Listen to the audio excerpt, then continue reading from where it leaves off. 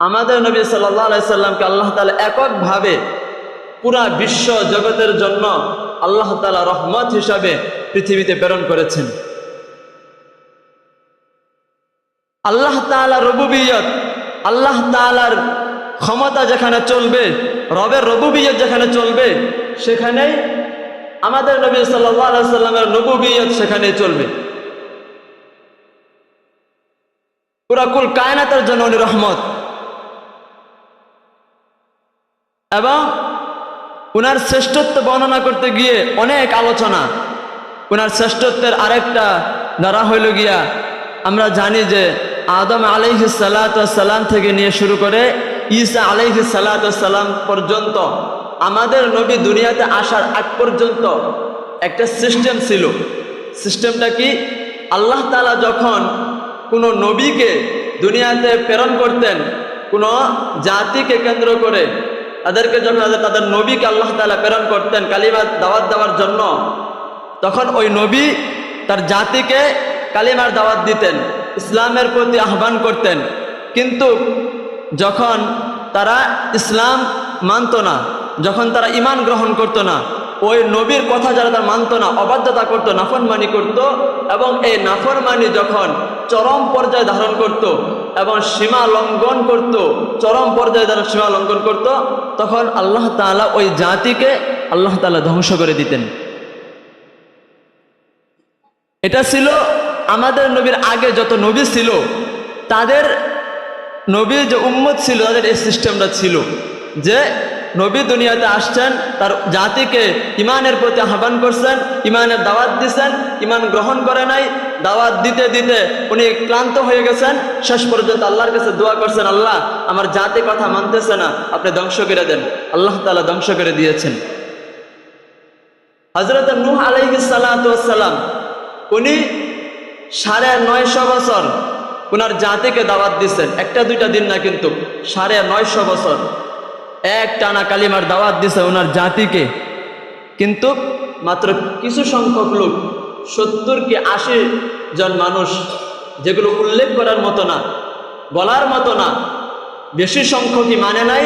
70 থেকে 80 সংখ্যক লোক মাত্র ঈমান গ্রহণ করছে, আর বাকিরা সবাই নাফরমানি করছে। এমন একটা সংখ্যা 70-80 জন মানুষ মাত্র 950 বছর মেহনত করার পরে মাত্র 70 থেকে 80 জন মানুষ ঈমান গ্রহণ করছে। এটা কি উল্লেখ করার মতো কোনো সংখ্যা? উল্লেখ করার মতো না। যেমন ধরেন, আজকে এই মহল্লার মধ্যে কয়টা খানা?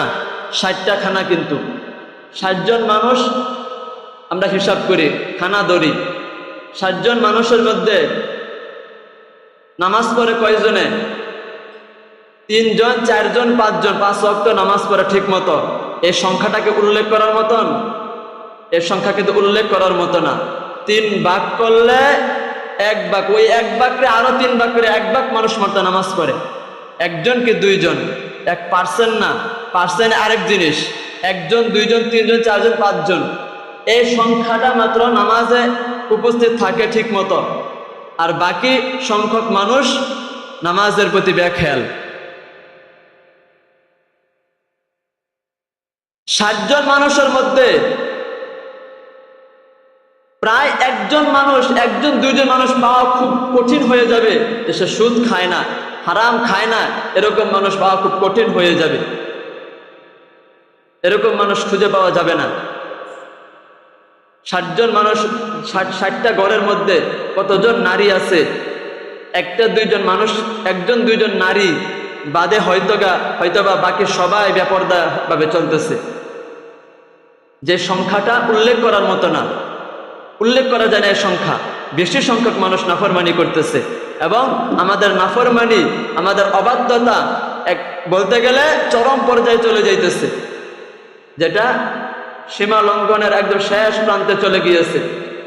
এখন আপনারা প্রশ্ন করবেন, হুজুর, আল্লাহ তাআলা অন্য জাতিদেরকে ধ্বংস করে দিয়েছেন, তারা যখন অবাধ্যতার চরম পর্যায়ে চলে গিয়েছেন, নাফরমানির চরম পর্যায়ে চলে গিয়েছেন, আমাদেরকে কেন আল্লাহ তাআলা ধ্বংস করেন না? আরে ভাই, আমি আমাদের নবী সাল্লাল্লাহু আলাইহি ওয়াসাল্লামের শ্রেষ্ঠত্ব বর্ণনা করতেছি। আপনি আর আমি ওই নূহ আলাইহিস সালাতু ওয়াস সালামের উম্মত না, আমরা মুহাম্মদুর রাসূলুল্লাহ সাল্লাল্লাহু আলাইহি সাল্লামের উম্মত। ওই নবীর উসিলায় আজকে অবাধ্যতার চরম পর্যায়ে গিয়েও এখনো দুনিয়ার জমিনে টিকে আছে। নূহ আলাইহিস সালাতু ওয়াস সালাম 950 বছর উম্মতকে দাওয়াত দিয়েছেন। শেষ পর্যন্ত ক্লান্ত হয়ে আল্লাহ তাআলাকে বলেছেন, আল্লাহ আমার জাতি আর মানবে না, আপনি ধ্বংস করে দেন। আল্লাহ তাআলা তাদেরকে মহাপ্লাবনের মধ্যে ফেলে একদম ধ্বংস করে দিয়েছেন। যারা ঈমান গ্রহণ করছিল তাদেরকে এক সাইড করে বাকিদেরকে ধ্বংস করে দিয়েছেন। এখন আল্লাহ তাআলাকে পারতেন না যে যারা নামাজ পড়ছে এবার এক সাইড করে, যারা নামাজ পড়ে না এদেরকে ধ্বংস করে দিতে? অবশ্যই পারতেন, কিন্তু আল্লাহ তাআলা করেন না কেন? এটা আপনার আমার নবীর শ্রেষ্ঠত্ব, আপনার আমার নবীর উসিলা, দয়া, বরকত। এই জন্য আমরা এখনো জমিনের মধ্যে টিকে আছি। এবং হুদ আলাইহিস সালাতু ওয়াস সালাম একটা জাতি আছে, হুদ আলাইহিস সালাতু ওয়াস সালাম, ওই জাতি সবচেয়ে শক্তিমান এবং সবচেয়ে দেহ বিশিষ্ট, সবচেয়ে ক্ষমতাধর জাতি ছিল ওরা। ওদেরকে হুদ আলাইহিস সালাতু ওয়াস সালাম এতভাবে বুঝিয়েছেন, তোমরা আল্লাহর প্রতি ঈমান আনো। কিন্তু এই নাফরমানরা অহংকার করছে, তারা বলছে মান হুয়া আশাদ্দু মিন্না কুওয়া, যে আমাদের থেকে শক্তিমান আর কে আছে? এত শক্তিমান ছিল যে তারা পাহাড় কেটে কেটে রাজপ্রাসাদ তৈরি করত, বাড়ি তৈরি করত, এত শক্তিমান ছিল। তাদের উচ্চতা এতটা ছিল, আপনাদেরকে বললে হয়তো বুঝবেন না। তাল গাছ দেখে না, তাল গাছ এরকম উচ্চতা হবে। এরকম জাতি আল্লাহ তাআলা পৃথিবীতে এখনো তৈরি করে নাই, পাঠাই নাই। এরকম শক্তিমান, এরকম দেহ বিশিষ্ট, এরকম ক্ষমতাধর জাতি এখন আল্লাহ তাআলা তৈরি করে নাই। কিন্তু এদেরকে আল্লাহ তাআলা ধ্বংস করছেন। তুফান আসে না, তুফান দিয়ে আল্লাহ তাআলা ধ্বংস করেছেন। টানা 7 রাত্রি 8 দিন এক টানা তুফান ছিল। কোরআনের মধ্যে আছে সাবআ লায়ালি ওয়া সামানিয়াতা আইয়াম, টানা 8 দিন এক টানা তুফান ছিল। এভাবে ওই জাতিকে আল্লাহ তাআলা ধ্বংস করছেন। এই শুআইব আলাইহিস সালাতু ওয়াস সালামের জাতিকে আল্লাহ তাআলা ওই ফেরেশতা পাঠিয়ে ওই একটা চিৎকার দিছেন, এক চিৎকারে সবগুলাকে আল্লাহ তাআলা ঘুমের মধ্যেই পর্দা ফেটে, কানের পর্দা ফেটে সবগুলাই মারা গেছে। এরপরে লূত আলাইহিস সালাতু ওয়াস সালাম, এই জাতিকে আল্লাহ তাআলা ধ্বংস করে দিয়েছেন। এরা জিনা, ব্যভিচার, সমকামিতার মতো নিকৃষ্ট কাজের মধ্যে এরা লিপ্ত ছিল। এদেরকে লূত আলাইহিস সালাতু ওয়াস সালাম বুঝাইছেন, তোমরা এই অপকর্ম ছেড়ে দাও, কিন্তু এরা বুঝে নাই। আজকাল কার কথা কে শুনে? কথা আছে না, আমি যেখানে বসে আপনাদেরকে নসিহত করি, কয়জনে মানেন? হুশ আসে না, চিন্তা ভিতরে ঢুকে না। মানুষের স্বভাব এটাই। আল্লাহ তাআলা যখন একটু শান্তি দেন, একটু আরাম আয়েশ দেন, তখন হুশ হারায় ফেলায়, তাদের হুশ আসে না। হুশ কখন আসে? যখন ওই যে আযাব শুরু হয়ে যায়, যখন সাকরাতুল মাউত, আজরাইল চলে আসে, তখন হুশ আসে। ফেরাউনের অবস্থা একই হয়েছিল। ফেরাউনকে মুসা আলাইহিস সালাতু ওয়াস সালাম এত ভাবে বুঝিয়েছেন যে আল্লাহকে মানো, অবাধ্যতা করিও না, নাফরমানি করিও না, কিন্তু না, সে কার কথা কে শুনে? ওই যে কথাটা, কার কথা কে শুনে? সে নিজেকে ক্ষুধা দাবি করে ফেলছে। শেষ পর্যন্ত যখন নীল নদীর মধ্যে পড়ে হাবুডুবু খাবে, যখন বুঝতে পারছেন আর কাম হইতো না, এখন মরেই যাব, দুনিয়া থেকে চলেই যাব, তখন ঈমান আনতে চেয়েছিল। আমানতু রব্বি মুসা ওয়া হারুন, এই শব্দটা বলতে চেয়েছিল। যে আমানতু বলতে মুখটা একটু ফাঁক হয় না, ফেরেশতা আয়েশা মুখের মধ্যে কাদা নিক্ষেপ করছে, আর কাম হইতো না। ওই সময় যতই বুঝ আসে, হুশ আসুক, আর কাম হইতো না। এই জন্য কথা যে বলতেছি, চিন্তা করেন। আপনাকে আমাকে আল্লাহ তাআলা ওই নূহ আলাইহিস সালাতু ওয়াস সালামের জাতির মতো ধ্বংস না করলেও, ওই হুদ আলাইহিস সালাতু ওয়াস সালামের জাতির মতো ধ্বংস না করলেও আমাদের দিন ফুরে আসবে না? অবশ্যই আমাদের দিন একদিন ফুরিয়ে যাবে। আপনি যত বেপরোয়া ভাবে চলেন, আপনাকে একদিন থামতেই হবে। হয়তো অসুস্থতা, হয়তো বার্ধক্য, হয়তো মৃত্যু আপনাকে থামিয়েই দিবে। আল্লাহ তাআলা আপনাকে ছাড় দিতেছেন, কিন্তু ছেড়ে দেন নাই। আল্লাহ তাআলা নূহ আলাইহিস সালাতু জাতিকে 950 বছর মিয়া ছাড় দিছেন, একটা দুইটা দিন 950 বছর ছাড় দিছেন। তাহলে আপনাকে আমাকে এই 60-70 বছর ছাড় দিলে আল্লাহর কোন হান্দে কম পড়ে যাব? কোন হান্দে কম পড়ে যাইতো না। তাদেরকে আল্লাহ তাআলা এত হাজার বছর ছাড় দিতে পারছেন, আমাদেরকে 40-50 বছর ছাড় দিলে আল্লাহ তাআলার কম পড়ে যাইতো না। ধরবেন ঠিকই, এভাবে আল্লাহ তাআলা প্রত্যেক জাতিকে আল্লাহ তাআলা ধ্বংস করছেন, কিন্তু আপনাকে আমাকে আল্লাহ তাআলা ধ্বংস করেন না। কেন ধ্বংস করেন না?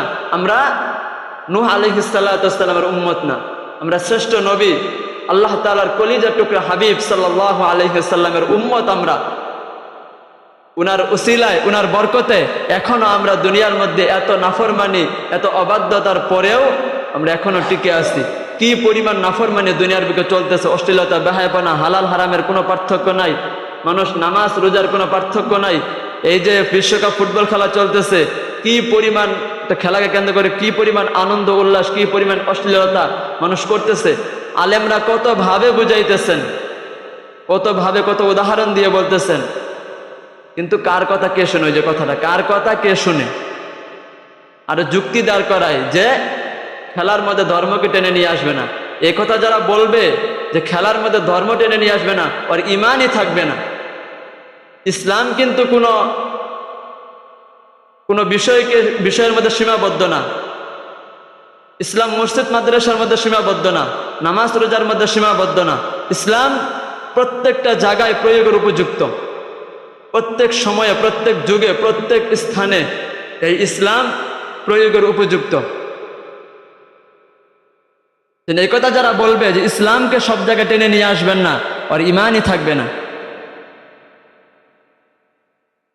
এজন্য আমরা যে বলি, উলামায়ে কেরাম যে বলে, একটু চিন্তা ফিকির করা উচিত যে এত